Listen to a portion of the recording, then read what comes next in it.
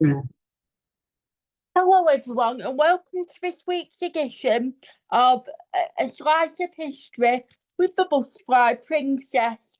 This week, I'm reading you an article from the March 2025 edition of the BBC History magazine. This article is about is 1 minute. Ronald Reagan's American Dream.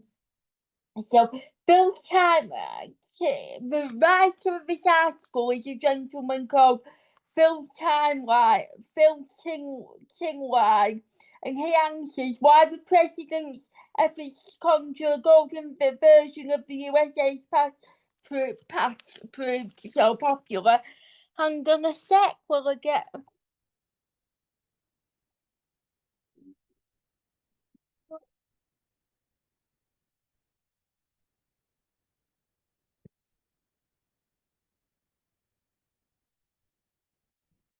Now, Phil Tinline is 1 minute. Phil Tinline is a journalist and author.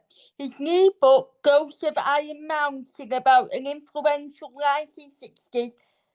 So I know that Phil Tinline is, is a journalist and author, and he's written this article about Ronald Reagan. So let me get back to the beginning. So here goes. Donald Trump has retaken the US presidency, repeating the vow to make America great again. But he's not the first to wield such a slogan. Back in the 1980s, Ronald Reagan stood for election with the same promise. Did he deliver? So here goes.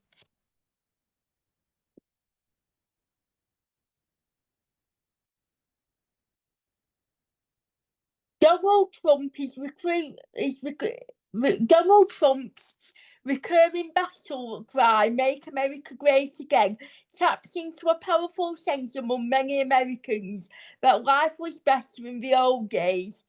This strategy of stoking nostalgia is clearly effective, but it isn't new. Even that catchphrase is a throwback to the past. In 1980, Ronald Reagan ran for the presidency with almost exactly the same slogan. And as his team began to discuss his bid for re-election in 1984, the campaign's deputy director declared, we should remember that President Reagan was elected to make America great again.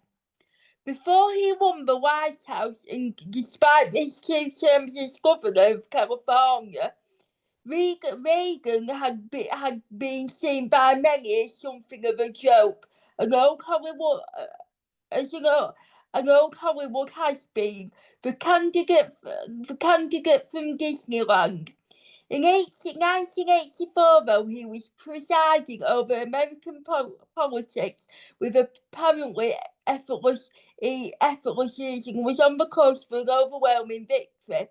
Looking back now, 40 years on, the aspects of an old actor's last campaign that is most striking is just how optimistic it was, a far cry from the tenure of US politics today. So had Reagan made America great again, or was the spectacle not quite what it seemed? Economic recovery.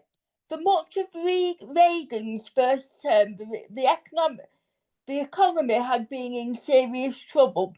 In 1979, inflation had reached 11%, and attempts to drive it down with high interest rates fueled a recession.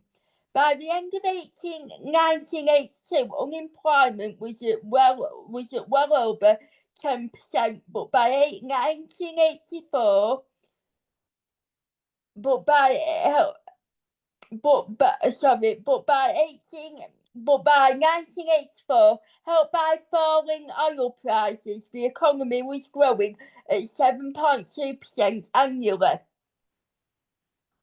Reagan had delivered big income tax cuts. More and more Americans were acquiring credit cards. The better to buy increasingly affordable personal computers, video recorders, and cable TV. As that regulations were relaxed, mergers and took off, and Wall Street boomed. America's newly buoyant mood was showcased to the world that summer when the Olympic Games came to Los Angeles, whereas many previous hostesses had found that the experience cost them dear. LA brought in private finance and generated close to $250 million in profits. American athletes won gold medals galore too, helped by a Soviet bloc boycott.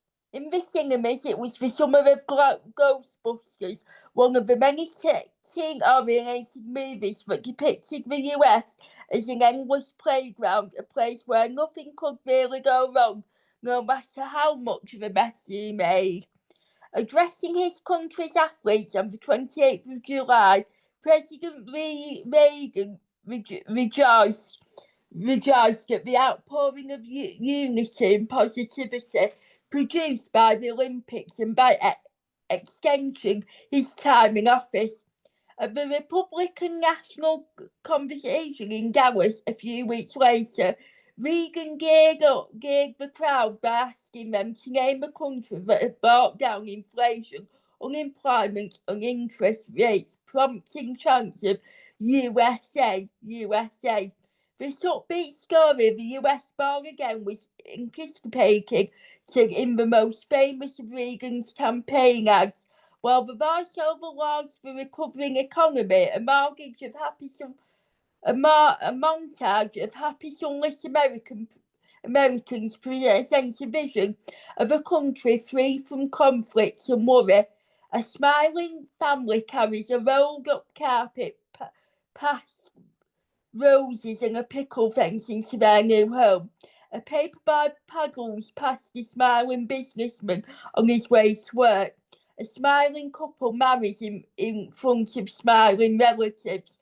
Originally called Prouder, Stronger, Better, this ad became famous as Morning Again in America, a vision of the nation that Reagan had purposely restored to greatness. If his pitch to voters was a new beginning, it took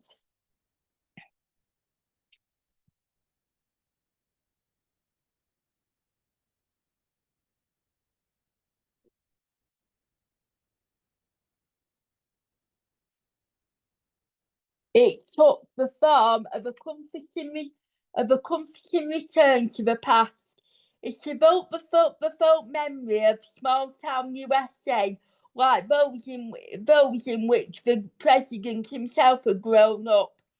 The creative strategy combined Reagan's capacity to convince himself and many fellow Americans that everything was fine with a very particular slant on US history.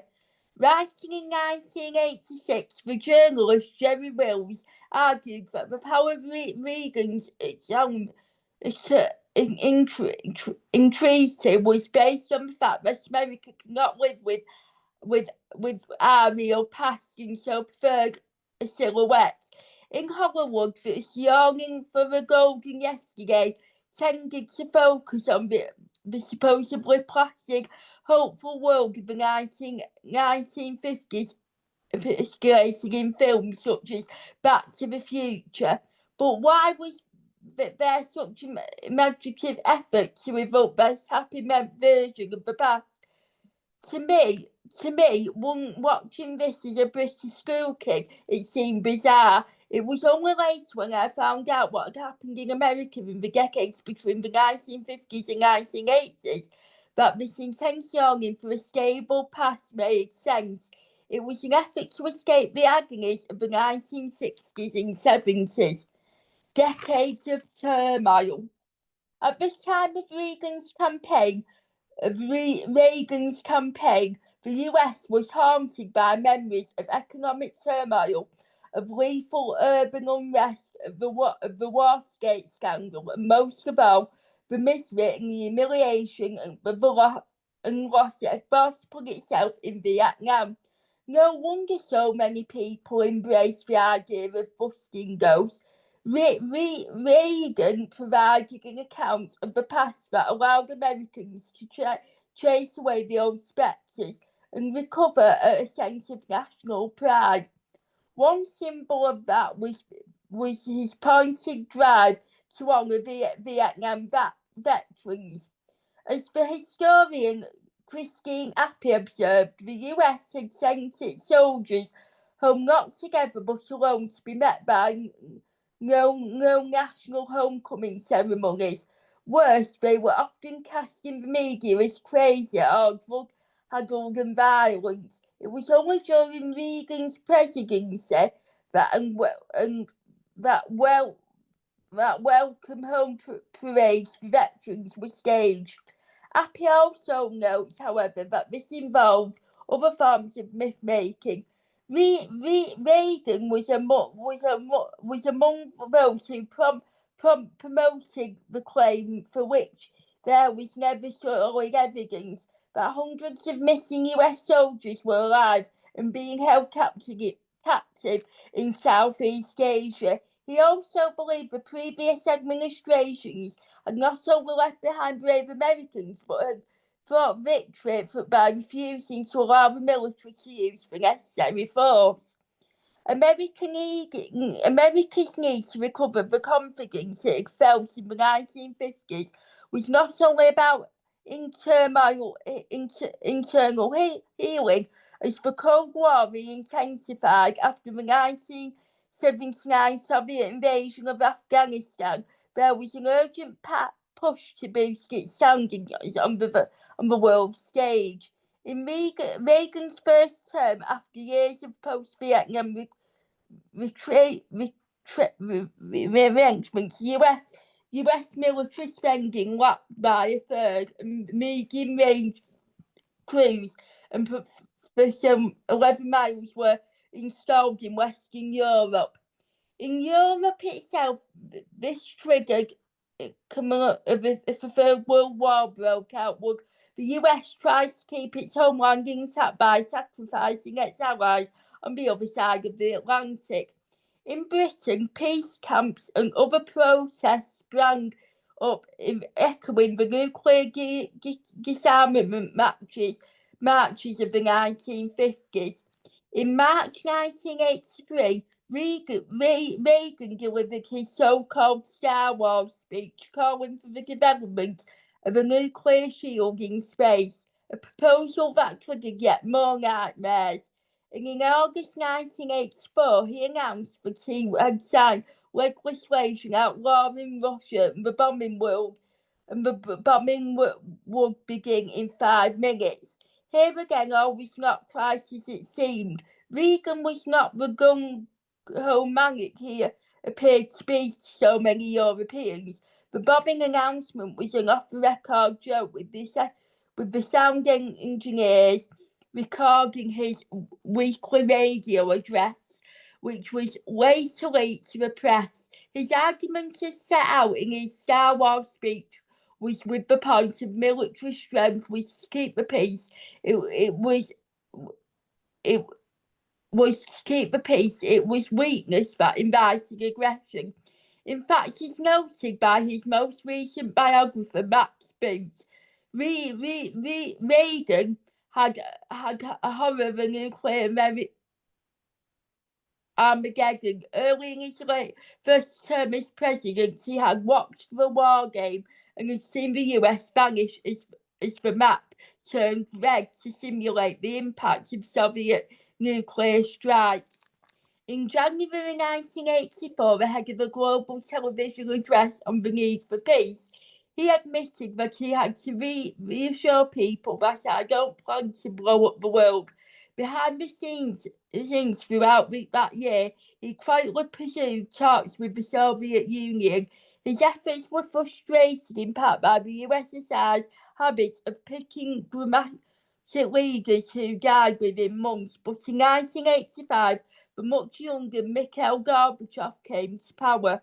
Slowly, the full record of Reagan's ambition for peace began to become clear. He wanted to get rid of nuclear weapons altogether, wooing the Christian right. In another respect, too, Reagan's hardline arithmetic marked problematic reality. He wowed the support of the evangelical Christian right, which had begun a constant push to organise itself in the late 1970s in the form of Jerry Falwell's moral majority movement.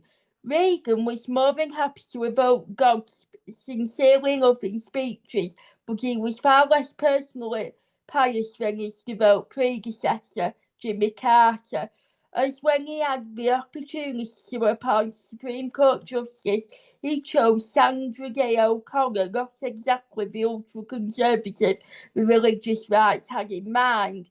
She did not adhere to the hardline opposition to abortion.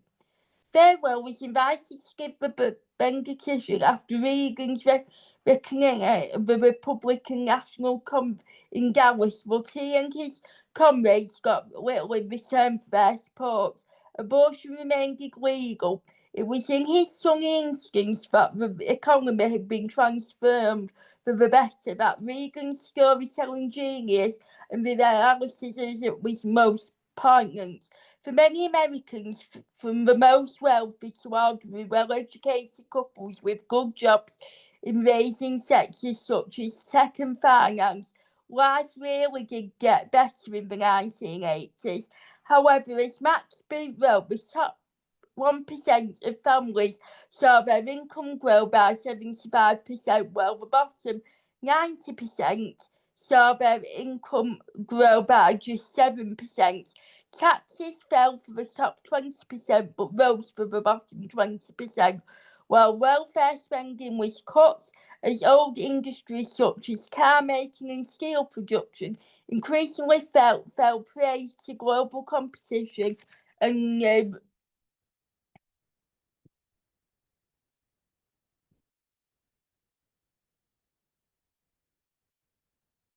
technologies.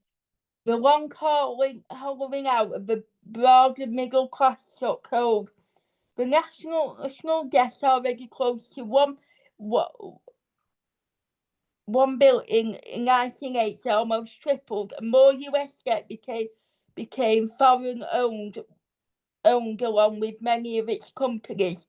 These absentee owners led corporate manufacturers that impacted thousands of jobs. At the same time, the removal of restrictions on local savings and loans, the equivalent of British building societies, unleashed a torrent of banking failures that eventually cost the federal government $32 billion. As early as July 1984, Reagan was noting in his diary the threatened collapse of a giant savings and loan bank back home in California, and in the heartland, far from the cities, and all too easily ignored, America's overextended small farmers were sinking into debt-fueled crisis under the pressure of high interest rates. More and more family farms were being driven into foreclosure, a situation anticipated in one of the movies Reagan enjoyed least in 1984. The quietly heart-rending countryside, Jessica Lange and Shepherd as an Iowa couple trying to keep their family farm alive, only for them to be slowly broken by the federal government's insistence that farming was not a way of life but a business just like any other. Watching it at Camp David, Reagan demanded the move it deemed the movie as blatant propaganda, yet in the years to come, the farm crisis grew worse and worse. Willing suspicions of disbelief. All of this was stirring up much trouble for the future, and yet for the time being at least, Reagan's optimistic message worked. In 1984, with the backing of millions of working class ex-Democrats, he achieved a spectacular landslide. Washington DC aside, he won every state except Minnesota, and to that extent that his campaign was itself blatant propaganda. It would be unfair to suggest that he was trying to fool his fellow Americans. He was merely telling them what they wanted to hear. Perhaps the old actor and his audience were engaged in something closer to what happens during the movie. The story he span every day is okay was one that, after years of turmoil, many Americans needed at least for a while. Reagan's audiences seem to have been engaged in a willing suspension of disbelief, which, like a movie happy ending, had a stabilising cheering effect that was real. Eventually, however, the audience would have to leave the cinema. That moment came very soon after the Reagan project Hollywood ending victory, the end of the Cold War in the cold light of the 1990s. The loss of its arch enemy did not set the seal on American greatness, rather it plunged the US into new agonies. The legacy of Reagan's immense deficit spending had to be dealt with. In a disorienting new world, many Americans sought new enemies and found them among their fellow countrymen. And that, ladies and gentlemen, boys and girls, concludes this week's edition of the book of A Slice of History with the Butterfly Princess. And this article that I've read to you this week is from the March 2025 edition of the BBC History magazine, and it's been written by Phil Tinline, who is a journalist and author. So thank you for tuning in to this week's episode, and I hope you can join me again next week for next week's episode. But until then, have a lovely rest of the week, and I will see you all again very soon. Bye for now and take care.